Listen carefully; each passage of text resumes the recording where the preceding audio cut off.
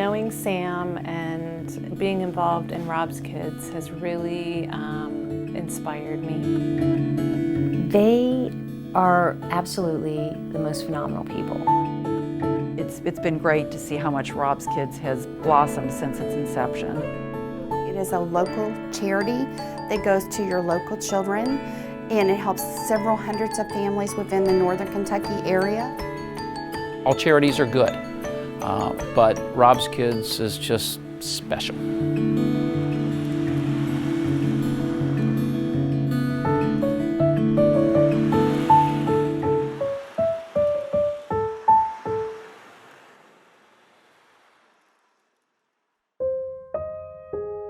mean, it kind of reminds me of the starfish story. If you ever heard that, where there's an old man on the beach, there's starfish coming up on the shore, and he's throwing back the starfish one at a time, and a young guy comes up and says, you know, what do you think you're doing? You're not making a difference. Excuse me. But in reality, the old man is making a difference. Throwing that starfish back, it's making a difference in that one starfish. My childhood was very happy, very playful in the beginning, and then after our tragedy, we all kind of had to rebuild. Well, when I was really little, before my dad passed away, we were always happy, and it was awesome. We were just a normal family.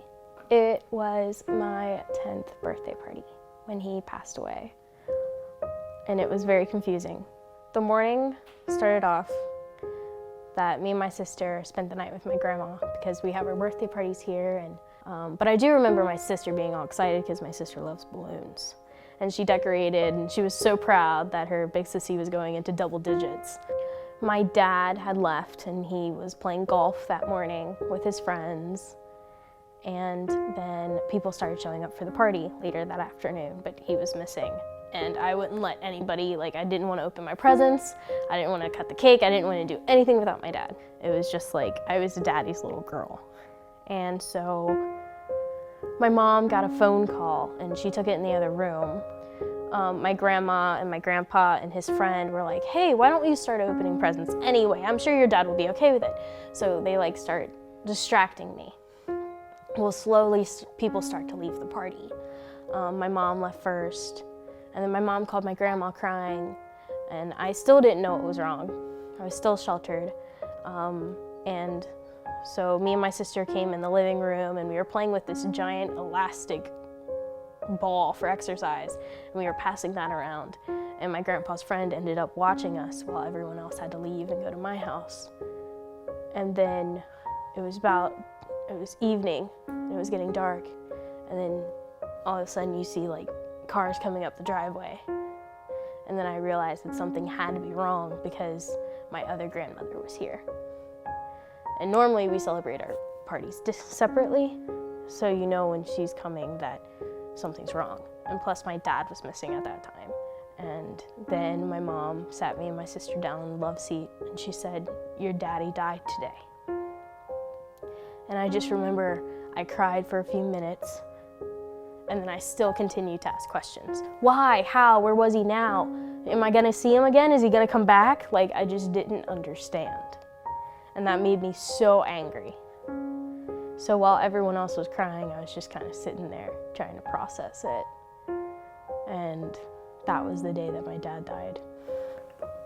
Well, when I was younger, when my dad passed away, I didn't know what to do. I was just shocked. I didn't really understand the concept of death. I thought he was just going away, and I thought he would come back. I did not fully understand it. So as I was getting older, I started to more understand what I was missing. I mean, my elementary school would have donuts with Dad, and it would be Father's Day, and I would have to bring my grandpa. Or I'm learning how to drive, and I'm having my grandpa do it. So there is that whole, but it was much harder to deal with when I was going through middle school. I was struggling completely. I didn't want to try. I got D's and F's, but it got to the point where I was like, well, I just have no purpose for living anymore. I'm not doing the world any good. I'm a waste of space. It must be my time to go. So I started having suicidal thoughts. When Sam was going through her dark times, there was a huge change. She was my best friend, and I noticed that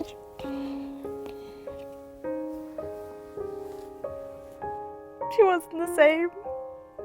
And I wrote a letter saying goodbye to my family, and I was ready. Well, then I got scared. So I called my mom, and I'm like, Mom, I just don't get it. And I started sobbing. And she's like, what don't you get? What don't you get?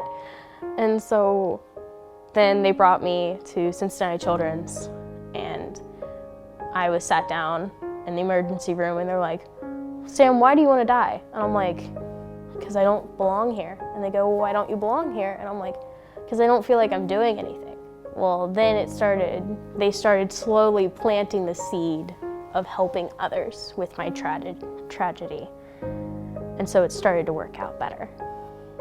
And I was hospitalized for a little while. And then when I came out, that seed had fully grown, and I was like, now what can I do? What can I help? How?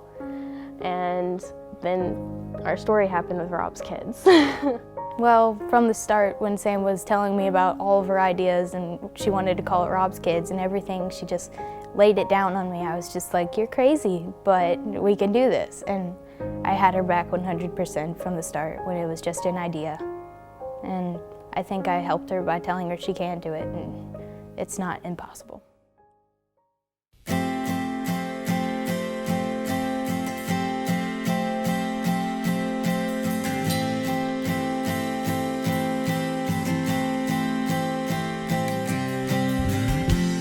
With what happened with her family and her decision to start Rob's Kids, it was something that we took on as, I don't want to say our charity per se, but we all took an active role to try to help her grow that new organization and help kids that are in need.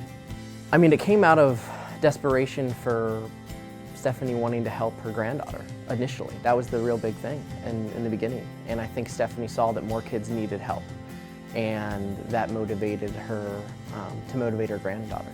And I think that was really beautiful to see her care so much about her, and that kind of transformed into Rob's Kids. My goal for Rob's Kids is to have a building where it's happy. I want the kids to feel safe there, and I want it to be almost free, because a lot of parents that have kids going through depression, they can't afford the Cincinnati Children's Hospital fees, and it's just a lot to deal with.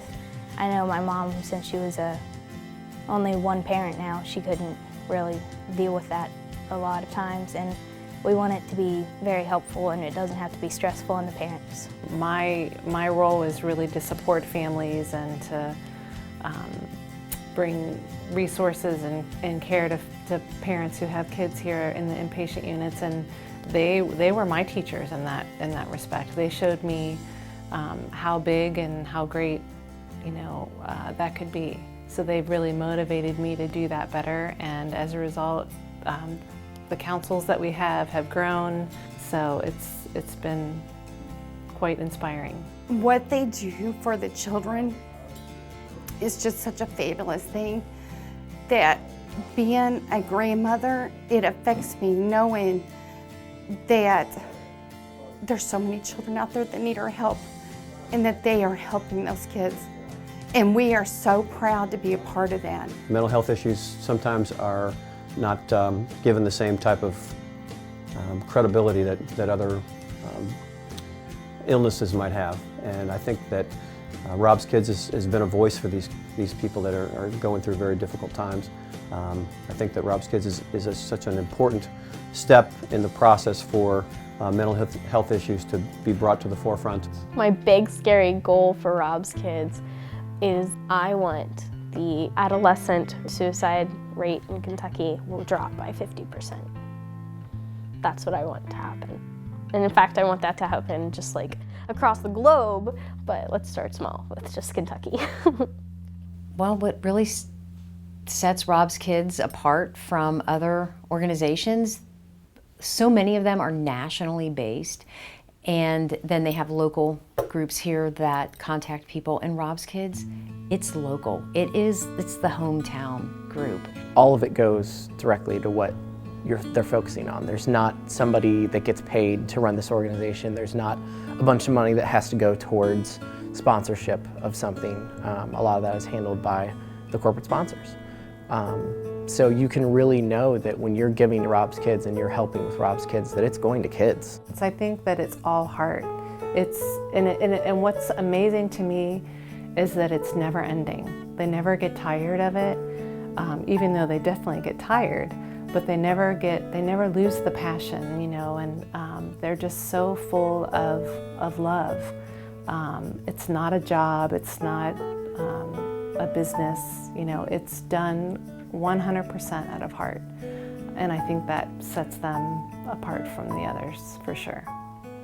The one thing that I've been thinking about that I think Rob's Kids does is it gives a voice to the voiceless, gives a voice to those that really don't have anyone else to stand up for them. The people that are at Children's Hospital have done such a great job with the children that are there in the Children's Mental Health Unit to help these kids stand up again, to go through some of the most difficult things that they'll ever go through. And Rob's Kids loves them and does whatever they can to help them get back on their feet. And I think we need to support that. Rob's Kids can help kids like me by bringing in awareness and by the simplicity of letting them know that someone cares about them. That, hey, I'm gonna do everything in my power I can to make sure that you have a birthday present even though you're in the hospital. I think that that is what Rob's Kids is really doing to let them know. And I think it does make a big difference in the long run. Because looking at the thank you notes and being thank you'd for like individual stuff that they'll remember, that's amazing. That's what we're doing. We are real, we've been through it, and I think that if we can talk about suicide and we can get it out there and make people realize that it is happening so they can't just ignore it and put it to the side, that we can bring it to their attention. Thank you for taking an interest in us. If you would like to make a financial donation or volunteer at our next event, please visit robskids.org.